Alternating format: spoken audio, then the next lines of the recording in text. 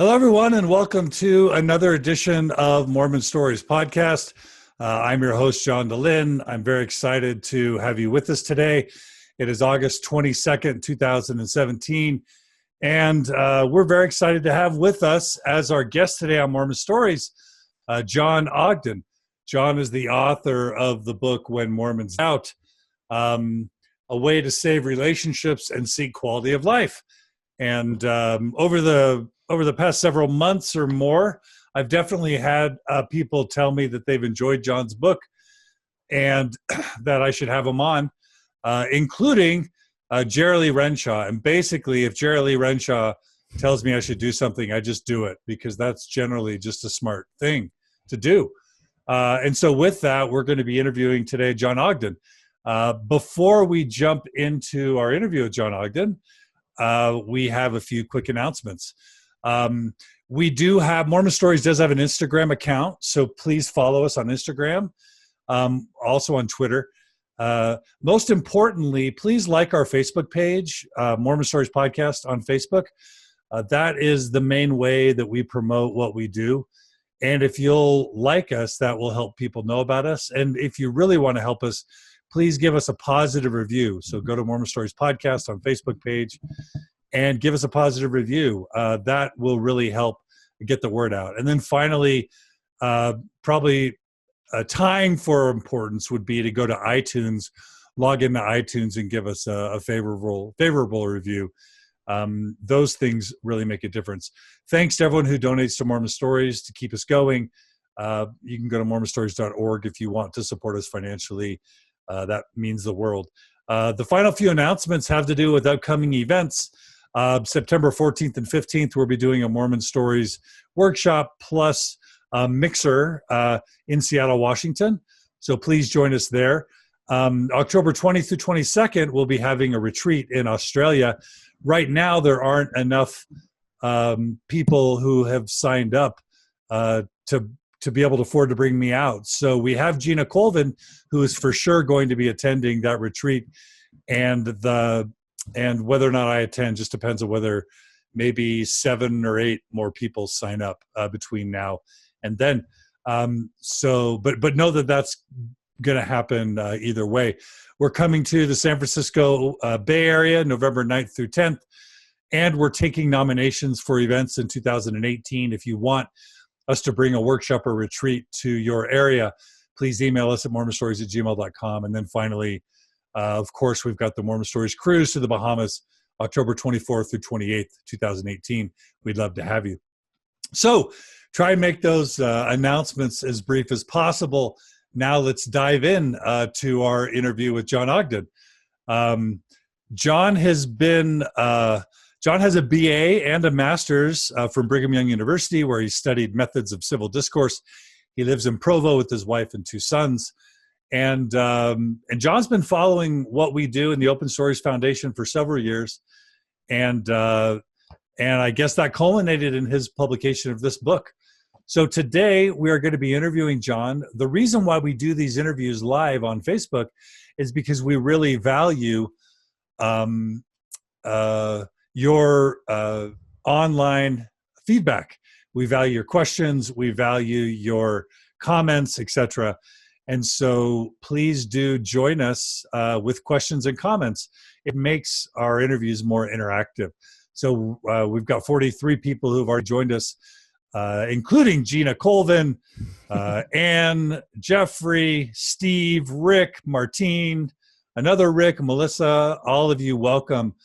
And please start posting your questions and comments now, and we'll incorporate them. All right, without any further ado, Jon Ogden, welcome to Mormon Stories Podcast. It's great to have you. Great to be here. Thank you. All right, so I think this interview will probably be in 2 parts. Part 1 will be your story about your own Mormon journey. And then part 2, we'll talk about the book and specifically your feedback and suggestions and ideas around how to save relationships and seek a quality of life. How does that sound? Sounds great. All right. So tell us your Mormon story. All right. I would say I grew up in Springville, Utah, and my household, highly encouraged reading widely. And so we did. I'm an English major. My other sister's an English major, and another sister studies computer science now. And so we all valued that a lot. I was pretty much just straight into the church, no major dilemmas until really my mission is when things started to get a little tricky for me. I would talk to people just in tracking, and where were you again on your mission? I was in Ventura, California. Okay, so what year is this about? This is 2002 to 2004. Okay, so Kyle just said you have an incredible beard. Well done. So I have to just throw that comment out there. Thanks, Kyle, for the feedback. I appreciate it. Okay, so you're raised in Utah, an Orthodox believing Mormon. You go to Ventura, California. Okay, what happens? Well put. And you don't have to hold your mic. Are you holding your mic? Yeah, I am. You could just set it down. It's okay. We can hear you great. Yeah. Don't worry about that. All right. So what happened was that I started finding people who were well-versed in anti-Mormon literature, or what they would term as anti-Mormon literature, or what I would term at the time as anti-Mormon literature. And I started seeing that the narrative that I've been taught was perhaps a little more complex than I thought. And I started to have pretty severe doubts. What year, about what year was this? This was 2003, so midway through my mission. 2003, so that's 14 years ago, 2 years before Mormon Stories started. I'm just trying to get the timeline straight in my head. Okay, So 2003, this is pre-Rough Stone Rolling, pre sort of Facebook. All right, and what types of anti-Mormon stuff did you get hit with? So I think the biggest one for me was the Book of Abraham, that the papyrus had been found. We just tracked it into this one guy who walked us through it and talked about how the papyrus had been found and how it didn't match what Joseph Smith said that the papyrus was about, and that really shook me.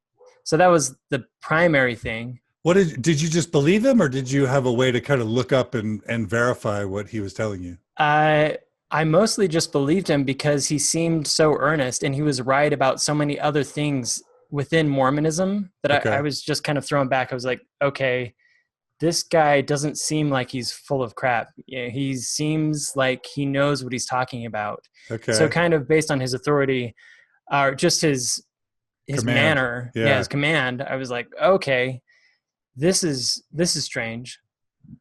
Another major factor for me was just learning about how many wives Joseph had. I wasn't familiar with that until my mission. And then other things surfaced just in my scripture. How did you find out about Joseph's wives? Just another person we tracked it into. He had like a book and showed us the book that like detailed all these things. Man, missionary work is perilous to your testimony. Well, it was strange because the other missionaries weren't nearly as affected as I was. I think that just for whatever reason, those things spoke to me more than other people did at the time, which I think is fine. It's that they weren't affected by it, but for whatever reason, I was. Okay. So what Ashley wants to know how your companions reacted, but I'm curious just how you managed having serious doubts on your mission. Well, I managed because I wrote a high school teacher, my favorite high school teacher who taught psychology at Springville High, and she wasn't a Mormon. And so I kind of laid out the things I was dealing with as a missionary. And she wrote back, and her letter was amazing, really helpful. She said, "You've committed to serve a mission, and so I would encourage you to finish what you committed to." But then she also outlined like how she sees the same struggles that Mormons go through in other cultures, like the high concentration of Baptists or high concentration of Catholics. They tend to overlook the flaws in their own culture. And so she helped humanize the problem and say, like, this isn't just a Mormon problem. This is a problem that humans go through. They find flaws in their culture and they have to wrestle with it. Who is this again? She was a psychology teacher in Springville High School. Okay, so how were you corresponding with her? I wrote her a letter. So she just wrote you back, and Uh-huh. she was never Mormon. She was never Mormon. So she's giving you sort of techniques to become a more sophisticated church participant as having never been Mormon. That's really interesting. Yeah. Okay. And did you talk to your companions or your mission president or anything like that? I tried to talk to my mission president. He was pretty dismissive. I just said like, those things would be sorted out. I got the sense pretty quickly that he just didn't know much about those aspects of the history, and he just wasn't interested in those aspects. And so he just kind of immediately brought it back to testimony. And what was that like for you? It was disheartening. I also felt a sense of empathy. Like I could see where he was coming from as a mission president, not wanting to get bogged down in those things. He was primarily focused on what are the number of baptisms we're going to get. And I could see how from his perspective, it might've seemed like a distraction. Okay.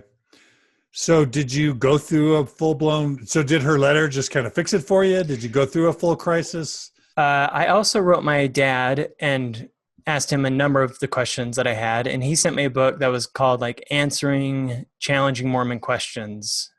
And I read through that, and between the letter from my psychology teacher and the letter from my dad, it helped alleviate enough of the problems that I could say, okay, I'm just going to finish my mission.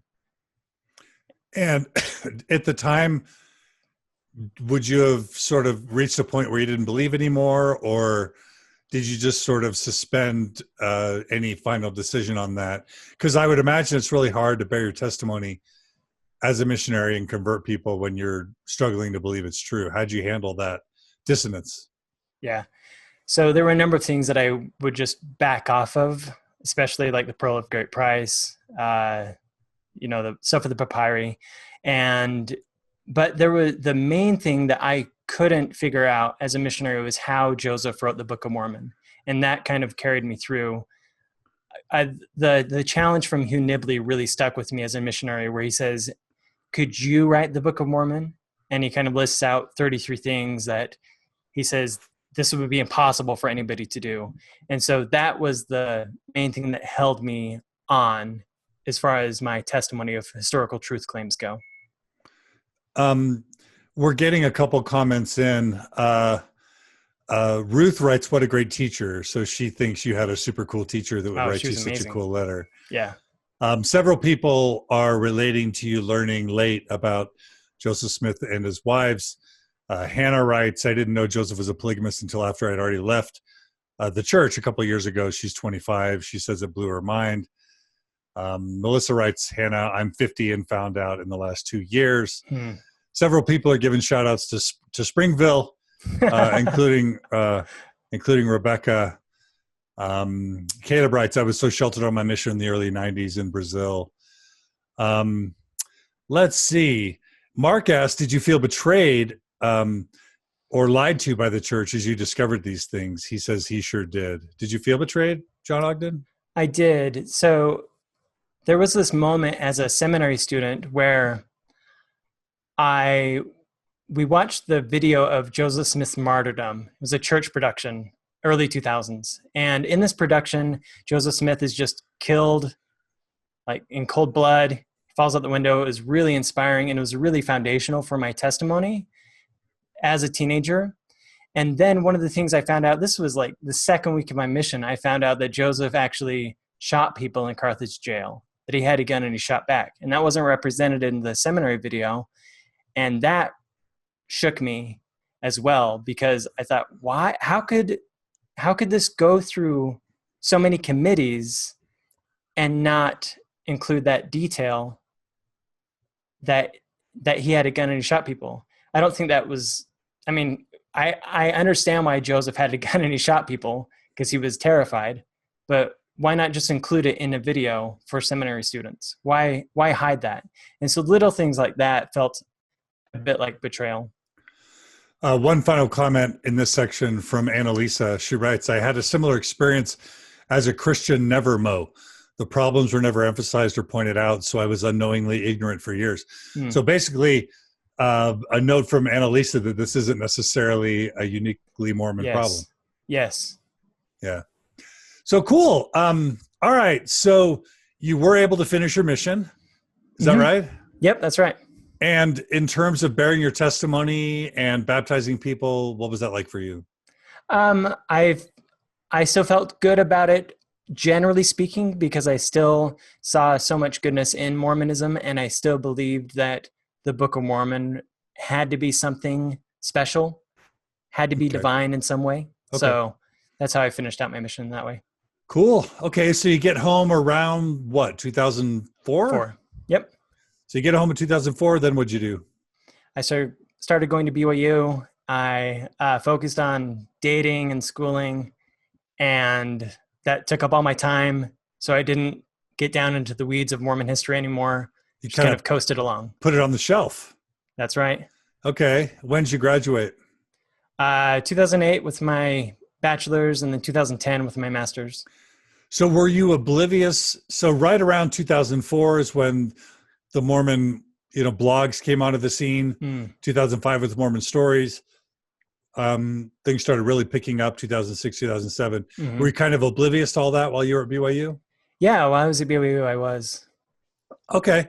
So what took you out of your comfort zone in terms of what brought you back to your shelf? Sure. My younger sister left the church. What year was this? I think 2009. Okay. So, all right, 2009, I'm with you. And then my best friend from high school did as well. Okay. And so I was like, okay, I need to dive back into this and understand where they're coming from. How'd you react to your sister when she told you she didn't believe? I would say I'm a little disappointed with my reaction, kind of saying, you can't, she was really affected by Grant Palmer's book. And I was kind of like, you can't necessarily just trust a source like this. I mentioned something like that, but I also wasn't dismissive of her as a person. So I'm not completely disappointed with my response, but marginally so. Okay. So you're only slightly invalidating. Yes. Which is yes. it's probably 99th percentile. So congratulations. Oh, thank you. Okay. So she leaves, your friend leaves. What does that do to you? So I started reading Rough Stone Rolling around that time, I want to say. Okay. And I started reading Michael Quinn.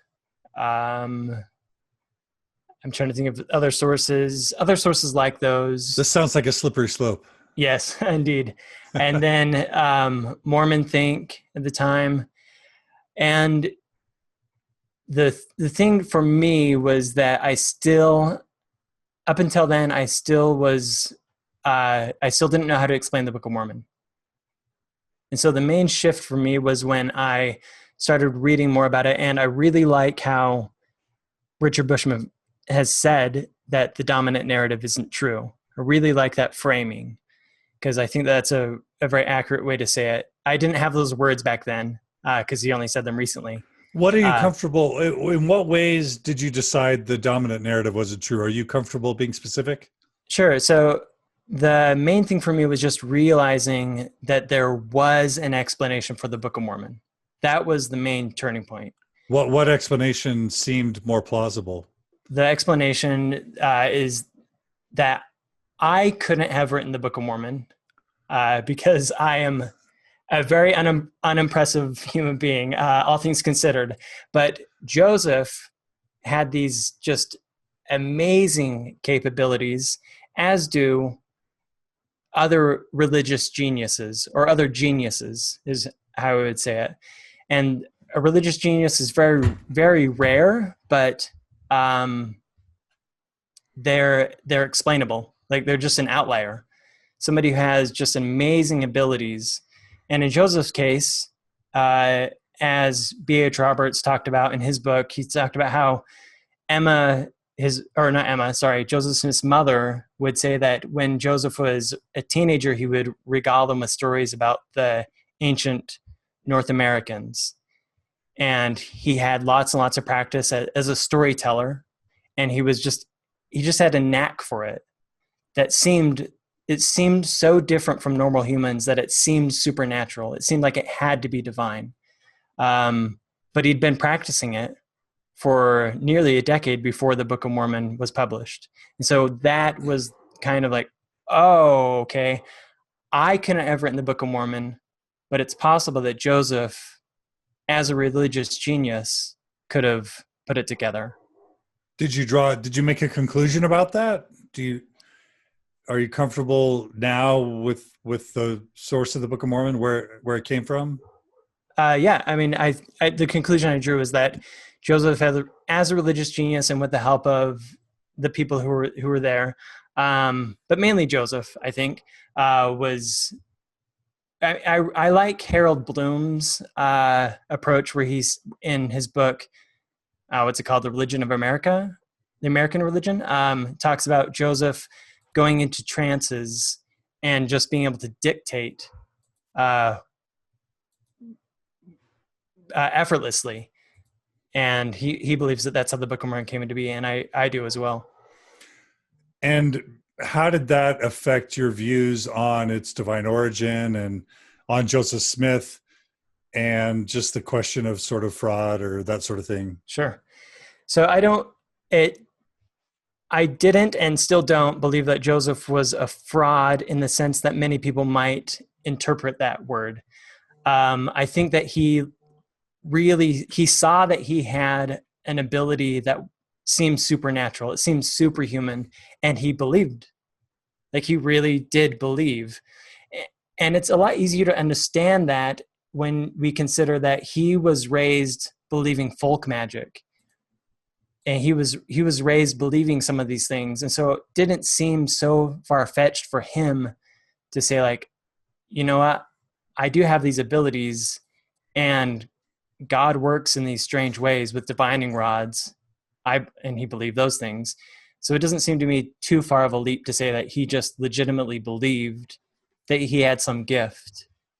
And then as the story went on, the gift kept being exaggerated in retrospect. So not an intentional fraud, but how did you reconcile the plates, specifically the golden plates? So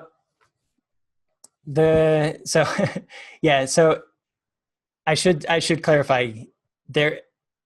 I think that you could, when I say that I don't think he was a fraud the way that most people would say fraud, I mean that I don't think that he was just a snake oil salesman, but he certainly was deceiving himself, and he essentially bought into the myth fully, if that makes sense. So in some way, he manufactured the plates or something like that because he felt like it would be important to perpetuate his powers or people's perception of his powers or the story. Yeah, that's an interesting question. I haven't given that enough thought to think through why he was so adamant about the plates and not the hat and the stone. Mm-hmm. That's fascinating. I'll have to read more about that to see like what was going on there. But in your mind, an angel probably didn't deliver plates to Joseph. Is that what you're saying? Yeah. Okay. I would say that. But in your mind, Joseph felt like he was doing good, and maybe he even believed kind of that he had powers, and so either somehow the ends justified the means because he felt like he was doing God's will. Is that what you're saying? Yeah. Okay. And I would put him in a category with other religious geniuses through the ages, Muhammad, any number of religious geniuses who just have a natural ability. And then when the people tell the story afterward, they trump up the story's claims and it becomes more and more magnificent. And then people just believe it because everybody believes it, and on it goes. That's pretty much how religions get started. Yep. Okay. So your literalistic views of Joseph Smith fell apart at that point. So how did things progress for you, church-wise, testimony-wise, etc.? Did you circle back with your sister and say, "Hey, I get it now"? Yeah, I did. And my best friend. Okay. Okay. Yeah. So, yeah, we've definitely become closer, and trying to think of where to start. Let's see where to start. So I'll start with this. The main thing that shifted for me after that was this realization that the dominant narrative was no longer sustainable. Like, and I mean that in a way that I couldn't see a way for my children, I have 2 kids, to keep the traditional narrative of Mormonism. Give me the 5-sentence traditional narrative of Mormonism in summary form so that we know what you're talking about. That the Mormon church is the only true church on the earth, that God is only talking through this church, and that the priesthood is only available in this church. Got it. So the exclusive truth claims, the exclusive authority claims, some of the literalistic truth claims, and sort of any Mormon exceptionalism, you sort of said that's not sustainable. Yeah. Okay. Certainly for my kids, because I couldn't raise them with the traditional narrative if you couldn't pass that on. It wasn't that they would not believe it someday. It was that you didn't feel like you could hand that narrative down to them in clear conscience. Is that right? It's both, actually. So I think that it's unsustainable for me to do it, but it's also unsustainable for it's going to be increasingly unsustainable for the next generation, especially how the church just put out the pictures of the seer stone, etc. Like the old view of Mormon, or Joseph only translating the Book of Mormon through the plates, just not sustainable anymore. And so, sorry. Makes sense. No. Okay. You're good. Yeah. So the main realization was just this, maybe I would say fear, that I didn't have a good framework anymore for living. So you kind of had that crisis of faith. Yeah. I didn't know what to pass to my children. Now, were you married at the time this all fell apart? Yep. So this is after your temple marriage? Yeah. After you'd had 2 kids? I had my first kid at that time. Okay. All right. So yeah, you went into the full faith crisis mode. Right. And what was that like for you? How'd you handle that? I would say I'm still handling it. Mm-hmm. Good answer. I still participate in my ward. I really like my ward. Even though it's been 7 years now since this happened. You're in Provo, right? In Provo. Okay. I really like the people that I attend church with. And at the same time, I'm also very cognizant that I think something is going to arise and is arising that will be a good next step. But I'm kind of letting it grow as it grows. Okay, so did you let your wife know that you didn't believe anymore in the traditional narrative? So I would just tell her, like, hey, this is what I read. This is the thing I read in Rough Stone Rolling, or this is the thing I read from Michael Quinn. Here are the pictures of Michael Quinn's book about the various magical artifacts that Joseph had, etc. And what can you tell us about her faith journey, if you want to share anything? She didn't have any reason to doubt what I was telling her. She's just looked at it and was like, yeah, that's crazy. That's surprising. I didn't know those things. So we didn't argue about it or anything like that. Just kind of like, yeah, that seems like legitimate history. So it didn't jeopardize your marriage. It didn't, any of that stuff. No, my wife is more invested in feminist issues, and I'm probably more invested in stuff around truth claims. Right. So we approach Mormonism a little bit differently, but the foundation is pretty similar for both of us. Okay. So you're kind of in the same place in terms of uh, sort of progressive, liberal, non-literal believing Mormons. I would say unorthodox. Yeah. Unorthodox. Okay, Uh-huh. cool. Okay. So did you try and go to your bishop, or did you have family members? How out are you to parents, siblings, church leaders, etc.?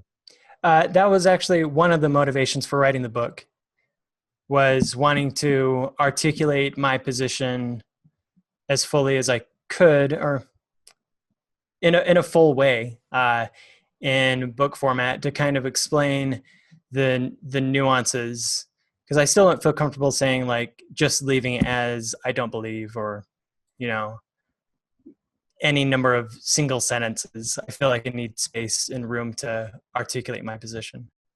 Okay. Um, and so if you had to kind of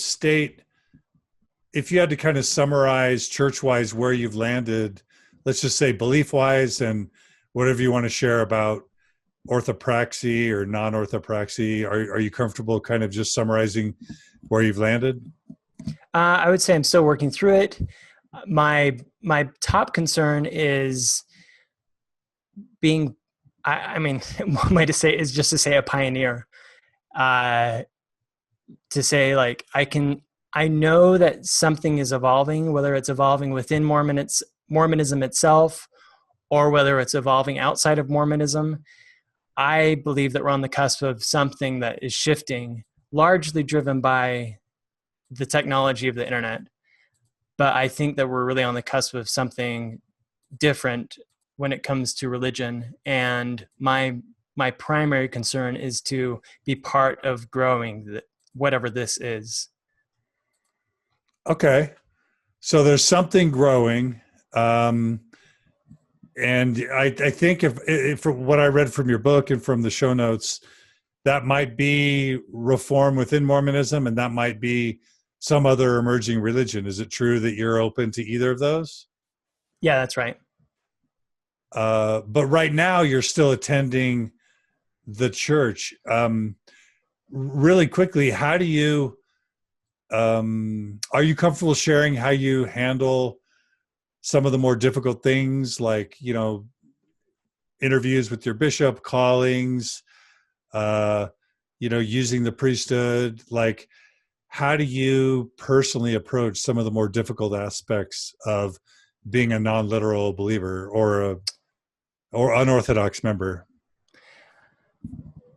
I would say that it's still so fluid for me that I'd have a hard time pinning it down, even in a conversation like where I am, because it keeps changing so quickly. But I I have a lot of love for Mormonism, and there's so much that I want to see, that I still hold to. I hold dear within Mormonism, but it is increasingly difficult. One thing that just happened this past week in my elders quorum was they had this. They did this survey, and they do it a lot. I really, really love this group of elders, where they just survey the elders of the ward and say, like, what are your concerns? And so people are able to answer anonymously what they actually feel. And they asked, this last week was about it was a lesson about the Book of Mormon. And the question was, why do you sometimes not read the Book of Mormon? And one of the answers on the list was doubts about its authenticity. And I didn't have my phone, so it was kind of like you could text it in your answer, and so I didn't participate. But nobody selected that answer, and it was really crushing for me, because I don't know, I just assumed that more people in this group were like struggling with that same thing that I was struggling with. And to have 0 people in this group say that they were struggling with the authenticity of the Book of Mormon was just like this real feeling of loneliness. And like, I don't know, it felt really, it hurt a lot because I guess I had assumed that I wasn't the only one in this group who was dealing with that. I'm so sorry. So it sounds like that pain is still very present for you. It is, yeah. So it's something that I'm just wrestling with day to day or week to week. Yeah. And I think we can talk more about that as we get into the book because I have more to say about that. I think a natural reaction from someone witnessing someone else that they care about in pain is just to say, walk away, get away, like Right. run away, don't subject yourself to pain. What for you, what are the things that have kept you hanging on? So the main thing is that I like my tie to my heritage. I don't want just to sever that completely. I think that there's a lot of power in being tied to the past. Another is that I think there's also a lot of power of being involved in local community. And my ward is all the houses directly around where I live.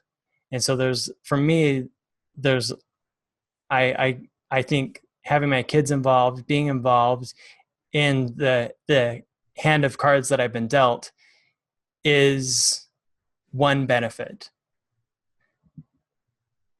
So community and ties to the past are two major things that keep you going. Yeah.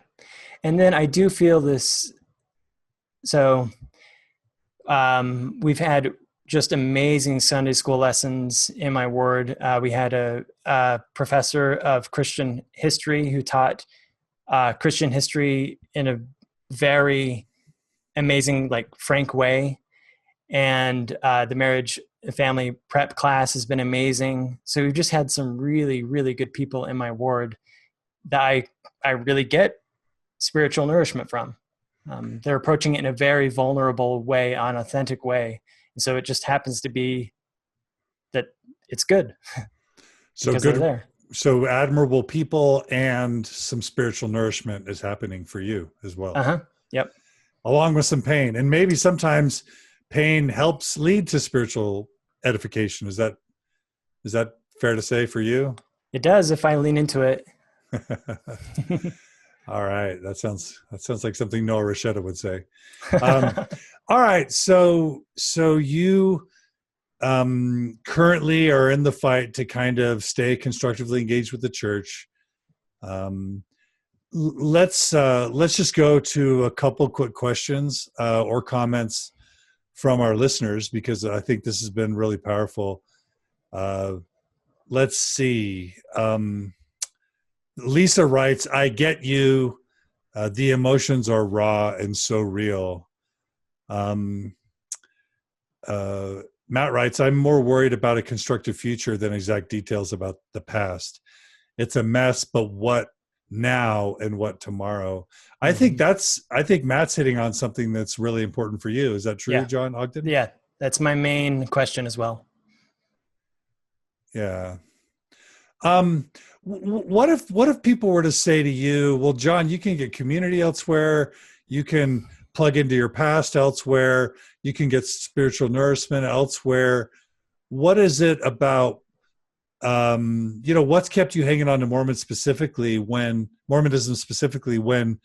there are other ways to supplement some of those things? What's kept you in specifically around those issues when you could go elsewhere? I would say that I am open to going elsewhere. I have been involved in a lot of complementary efforts as well, with the intention of seeing them grow and seeing like if they can become sustainable enough that I can really develop a strong community, that it feels natural to just say, okay, I've grown past Mormonism and I have to move on. So I'm not opposed to those things at all. I'm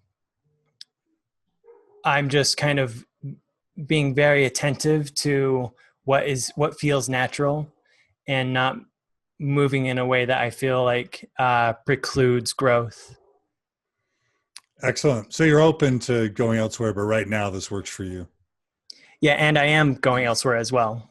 Oh, So you attend other churches or? no, I've been heavily involved with Lower Lights. It's run by Thomas McConkie. What is that? Currently it's mainly a meditation group that we meet once a month in Salt Lake. We're meeting tomorrow, Wednesday, and we do meditation. Thomas has done workshops. I've done 2 6-week workshops and 2 3-day workshops, and have been working to be more involved in that community. That community isn't antagonistic to any degree to Mormonism. In fact, I feel like it's highly complementary to Mormonism, but it's another way to approach spirituality that I've found immensely powerful. So it's not negative against, it's not antagonistic against. Does it have any ties to the church? Is it like, this is for Mormons that are looking for alternative spirituality? Or is it just a secular thing that's framed as a supplement? How's it? Yeah, it's done an amazing job. Thomas has done an amazing job of just bridging the differences, bridging the divide. If people who are Mormon can feel totally comfortable attending, people who are former Mormons can feel totally comfortable attending. And it's really, the name is Lower Lights Sangha. And so Lower Lights has this subtle tie to Mormonism because of the hymn, Brightly Lower Lights Be Burning. Brightly beams our Father's mercy. Yeah, that's right. But then also tying in the religion of the East with Sangha, which is the Sanskrit word for community. And so it's this integration of East and West, a really beautiful community that, again, is complementary to Mormonism, but also totally open to people who have never been Mormon or who are former Mormon. Okay. That sounds nice. Are some people kind of using it as a replacement for church or Mormonism, do you think? I would think some people are. It's not on Sundays, and so people can go to church on Sunday and then come to Lower Lights as well. So have people ever talked about kind of growing it into a church? Has that ever been suggested or thought about? I would say that the intention is to keep the meditation group going and then see how it grows. So right now, it's just focused on bringing more and more people out to meditate and really learn that practice and see how it evolves. Does it cost money? It's $10 to come to the hour and a half of meditation. Each month? Each month. So people pay $10 a month to attend? Yep. How many people attend on average per month? 100 to 150. Okay. So that's significant. And then what are these workshops and retreats? So the workshop is a group of, I think Thomas caps it around like 20 to 25 people. And you go through an hour and a half weekly over 6 weeks and learn various ways to meditate. And really, it's more about experiencing meditation. And the 3-day workshops are somewhat similar. And then I also did a 7-day silent meditation retreat. That was 7 days of total silence and meditation for 8 hours a day. So. This is fascinating to me because I think about this stuff all the time. Is there ever, do alarm bells ever go off for you or others? Kind of like, oh my gosh, we're setting Thomas up as the new prophet, or, anytime sort of a charismatic leader starts kind of leading people, sometimes these patterns can reoccur where the same types of things that have confronted other religions can confront these types of groups. Do those alarm bells ever go off in your head? that you've kind of traded, in some ways traded one prophet for another kind of thing, or one set of scripture for another, or a fear about following a new spiritual guru or leader? Sure.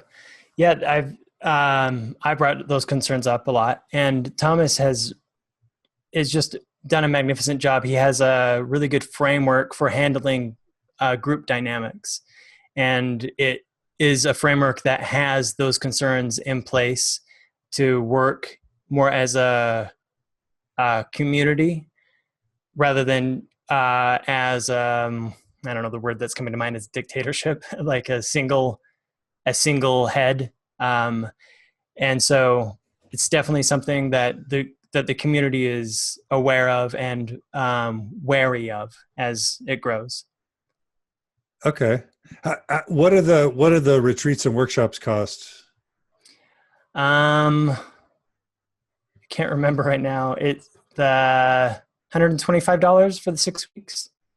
Oh, cool. Okay. Yeah.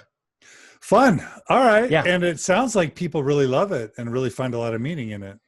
Yeah. It has been really moving for me. Is it basically kind of Eastern mindfulness Buddhism kind of stuff, like meditation and that sort of thing?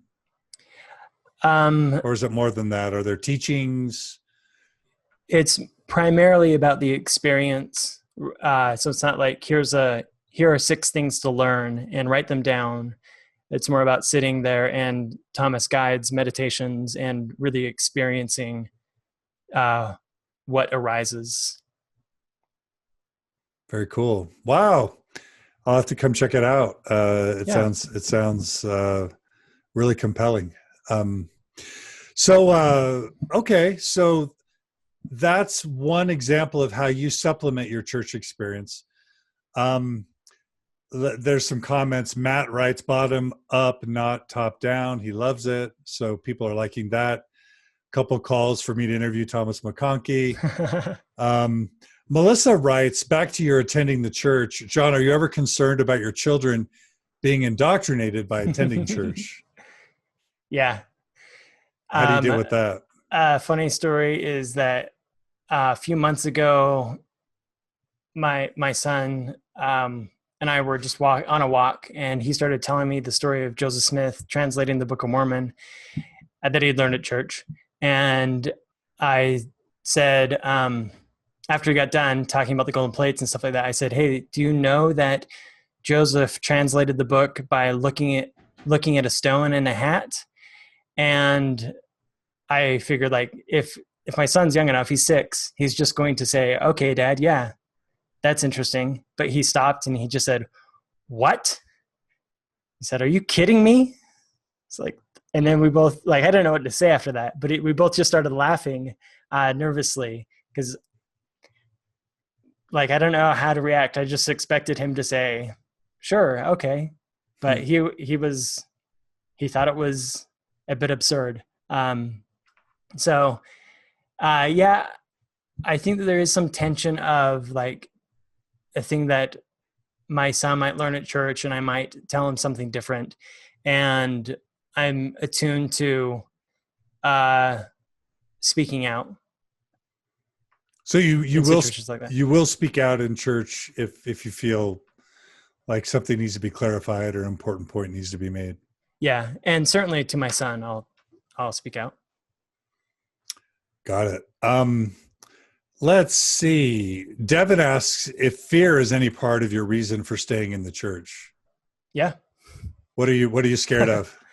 I've been surprised at how much of a conservative bent I have, not in a political sense necessarily, but in the sense that I talk about this in the book, that conservatism yearns for order over chaos.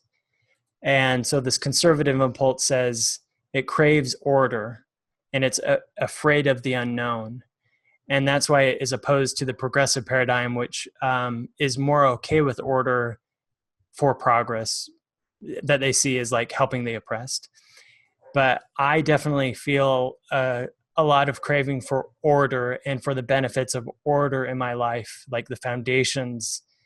I'm very skeptical of moving quickly because I think that people can move quickly and damage relationships and damage their life. So it's been surprising to me, like how much of a conservative bent I have and I hold in my personal life. Are you saying, since the question was about fear, are you Yeah. saying that So you fear disorder in your life? I fear disorder. I fear the unknown. I'm cautious about moving into the unknown before I'm certain that it's an upward movement. I see some people from my perspective who move really fast and then do things that they later regret. And I'm hesitant. I'm not saying that's the best way for everyone, because sometimes my fear can be crippling and can be damaging. So I'm also aware of that. But I have been surprised how much my fear of the unknown does kind of hold me back from rushing into things. Wow, thanks for being honest about that. Becca writes, I like the idea of being connected to the past, but I struggle to know how much that trumps the pain being felt by present day members. For example, the pain inflicted on women, people of color, and members of the LGBT community. Yeah. How do you reconcile your commitment of your reputation and your time and whatever money you give to the church? How do you reconcile that with the pain you know that the church causes certain groups of people? Tough to reconcile. I don't know if there's a simple answer. I think that I can be aware of the trade-offs, and that's part of belonging to any community, is that as soon as I move beyond myself to be part of a collective, I am experiencing trade-offs. I'm giving something up to be part of that community, and that can be really painful because I don't get exactly what I want from the community. And so I can acknowledge that pain and try to be very cognizant of people who are feeling oppressed and reach out to them. It's on my mind a lot. When somebody says, well, if you stay a member, then you're complicit in that harm, what's your response to that accusation of being complicit? I say, yeah, I think that is a trade-off, and it's something that is on my mind a lot. I have to weigh it against the benefits that I receive and try to come up with some net formula. Like, on the whole, is this good for the world, considering these legitimate downsides?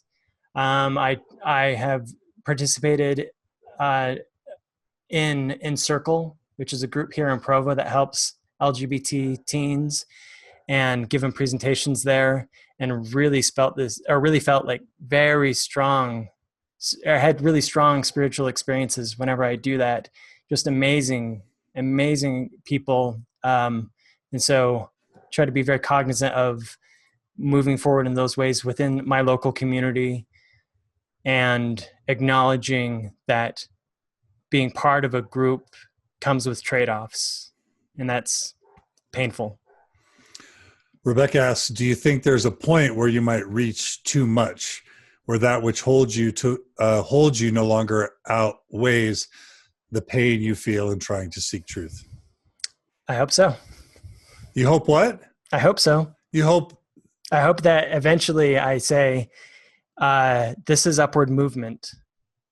That I come to a very clear realization that upward movement is occurring, whether that means that the LDS Church evolves in a way that I think, yeah, we've evolved and we're better off than we were, or the local community moves complementary with or even independent of Mormonism in an upward way.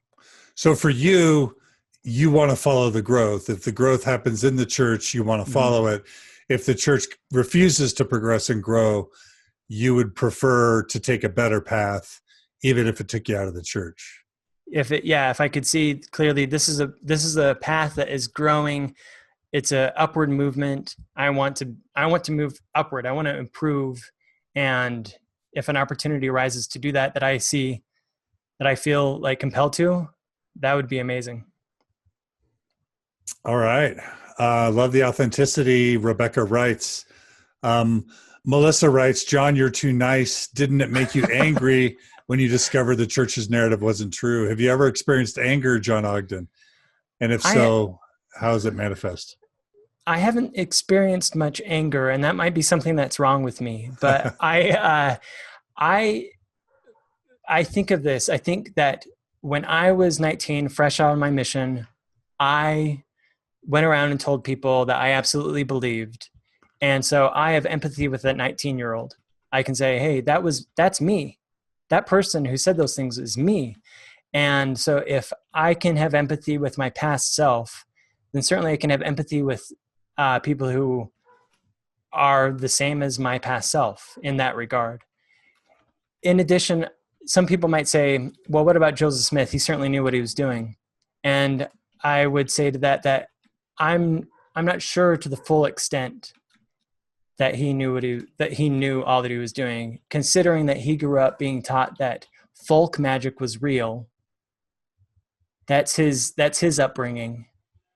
Like, how much can I say, if I had that same upbringing, would I have just followed along completely with what he said? If that was my worldview as a child, when I grew up, would I, as I said, as a 19-year-old, just go along with it completely? And so I have a lot of empathy for humans who can't see beyond their own perspective, because I'm constantly not able to see beyond my own perspective. The same goes for people who are in authority in the church. I have a lot of empathy for people in those positions because their surroundings color their whole world. And I can't necessarily stand and judge them for not having the same perspective I do.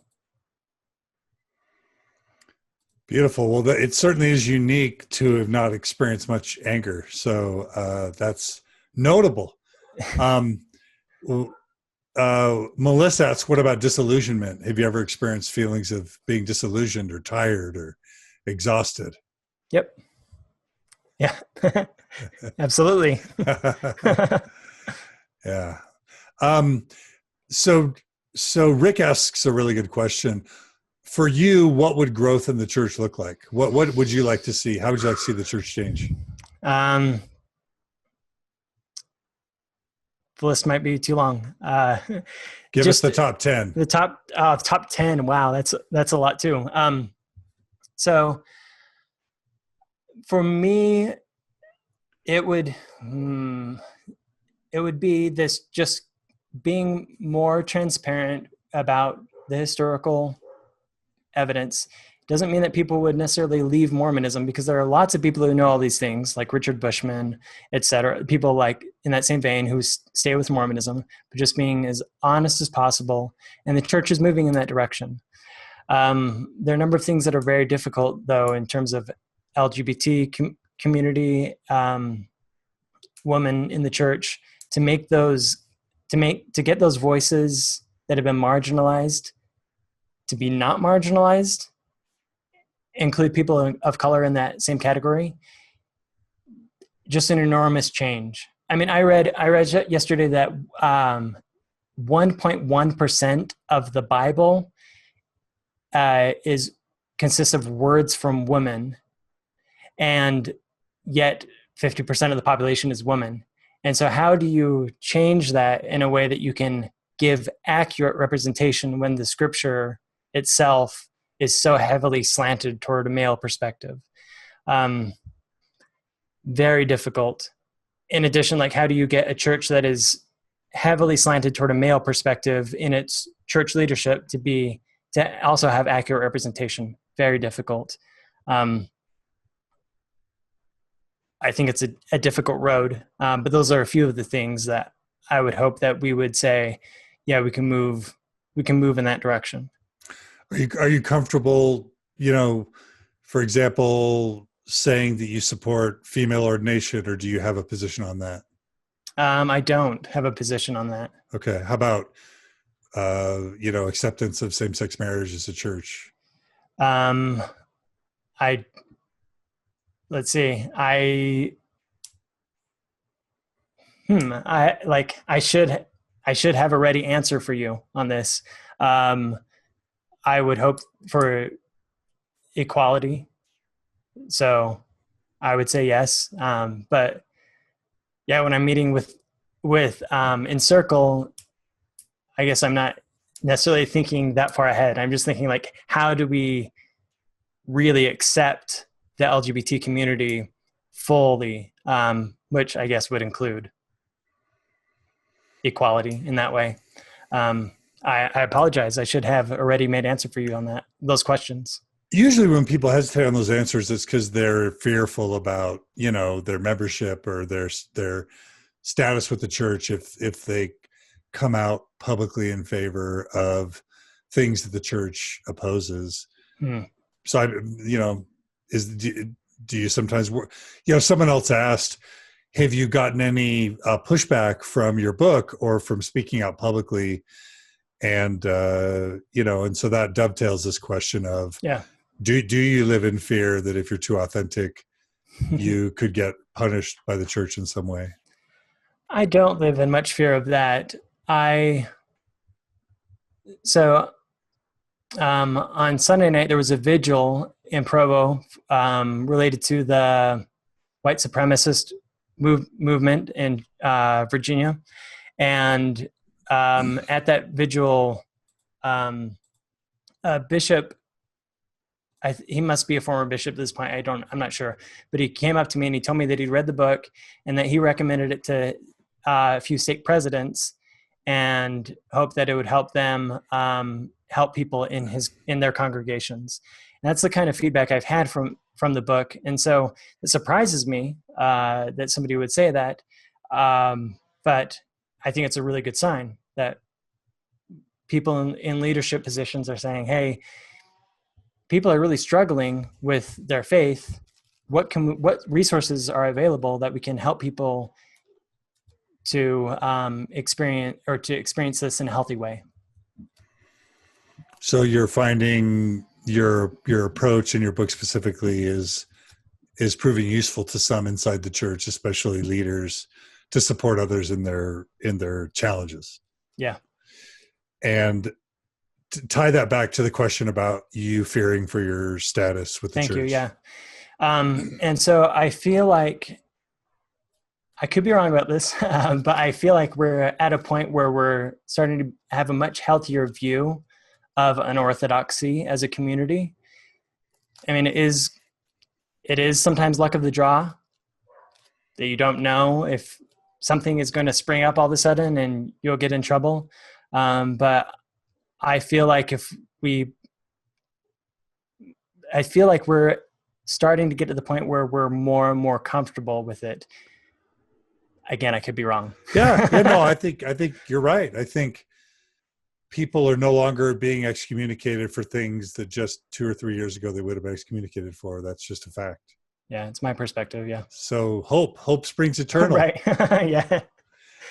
Do you ever have ex-Mormons or post-Mormons tell you need to leave, get mad, express anger that you've chosen to stay, tell you that you're not a legitimate Mormon? And if so, how do you react to that sort of anger? Or have you not experienced that? I haven't experienced that. Cool. Surprisingly, I'm glad. Nobody's attacked me for that. That's good. All right. Okay. Well, this sort of wraps up our first hour, which ties directly to your story. Is there any, and then we're going to just immediately start part 2, which is about the book, When Mormons Doubt, A Way to Save Relationships and Seek Quality of Life. Anything you want to close with for people who just listened to part 1 about your story? Anything you want to leave people with? I would want to leave people with this single idea that's very simple and even perhaps so vague that it's not helpful, but it's what's really in my heart. And what is in my heart is this idea of moving upward. And you could say, well, what does that mean? And that's part of what I get into in the book. But that is really what I'm concerned with most of all, is how do we, as a Mormon and a former Mormon community, evolve in a really healthy way so that we can look back and say, you know what, my life is better now than it was 10 years ago. I feel more full. I feel more, life is more vibrant.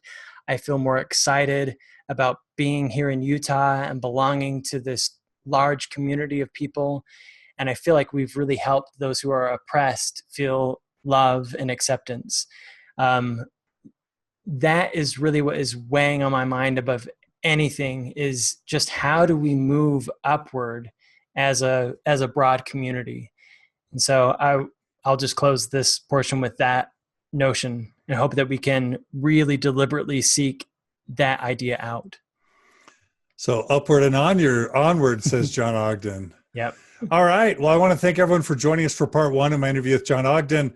The book is When Mormons Doubt, A Way to Save Relationships and Seek a Quality of Life, available on Amazon.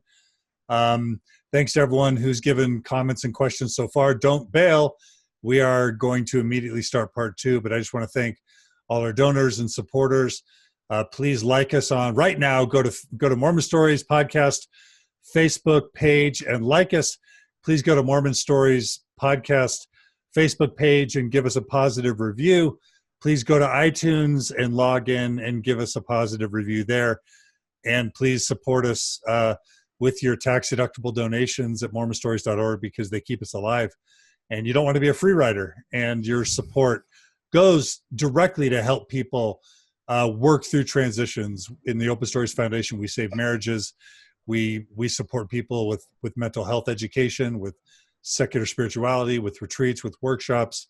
We're about saving families and helping people move upward and onward in their lives. And so thanks for everyone's support. Please continue to support us. Jon Ogden, thanks for joining us for part one. And don't go anywhere, because we're going to start part two immediately. All right. Thanks, Jon. Thank you.